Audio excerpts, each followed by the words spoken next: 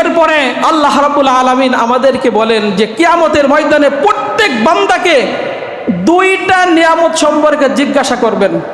সর্বপ্রথম নামাজের হিসাব হবে, তারপরে দুইটা নিয়ামত। এক নাম্বার নিয়ামত, বান্দারে আমি তোর জীবন বাঁচানোর জন্য সুমিষ্টি পানি ওই 900 ফুট তলদেশ থেকে উঠায়ে খাওয়াই নাই।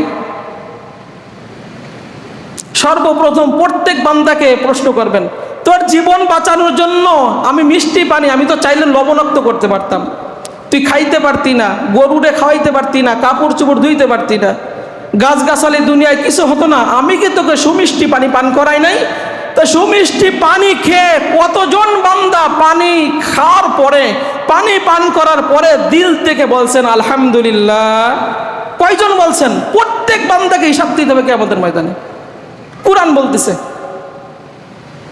যে 950 ফুট তলদেশ থেকে মিষ্টি পানি পান করে তোরে বাঁচাইছি, তোর পরিবার বাঁচালাম। কয়বার শুকরিয়া আদায় করছিস? পানি খাবেন, পানি পান করে আপনি বলেন আলহামদুলিল্লাহ। নবীজি দোয়া শিখিয়েছেন, আলহামদুলিল্লাহিল্লাযী সাকানা মান আযবান ফুরাতান বিরহমাতিহি ওয়া লাম ইয়াজআলহু মিলহান উজাজান বিযুনুবিনা। সব প্রশংসা ওই আল্লাহর, যিনি তার রহমতের গুণে আমাদের মিষ্টি পানি খাওয়ালেন, আমাদের পাপের কারণে পানিকে লবণাক্ত করেননি।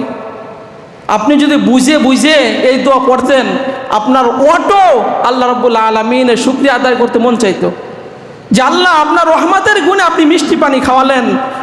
আমরা যে পাপ করি, চাইলে আপনি মিষ্টি পানিকে লবণাক্ত করে দিতে পারতেন, আপনি তো দেন নাই। আপনার প্রশংসা করি। ভাত খাইছেন, খেয়ে আপনি শুকরিয়া আদায় করেন আলহামদুলিল্লাহিল্লাযী আত'আমানা ওয়া সাকানা ওয়া জাআলানা মিনাল মুসলিমিন। সব প্রশংসা আল্লাহর, যিনি আমাকে খাওয়ালেন, যিনি আমাকে পান করালেন, যিনি আমাকে মুসলমানের ঘরে না চাইতে পাঠাই দিলেন। আমি শুকরিয়া আদায় করি আলহামদুলিল্লাহ। কখন আপনি শুকরিয়া আদায় করেন? খাওয়া শেষ ফেলাইয়ে দৌড় দেন, হাত দিয়ে দৌড় দেন। কত মানুষ তো খাইতে পারে না, ডাক্তার বিধি নিষেধ দিয়ে দিছে, এইটা খেতে পারবা না, সেটা খেতে পারবা না। আপনাকে যে আল্লাহ খাওয়াচ্ছেন, আপনি কয়বার খাওয়ার শেষ করে আল্লাহর শুকরিয়া আদায় করছেন? আজ থেকে যখনই কিছু পান করব, যখনই কিছু খাবো, খাওয়া শেষ করে আমরা কি করব? রব্বুল আলামিনের প্রশংসা করব আলহামদুলিল্লাহ।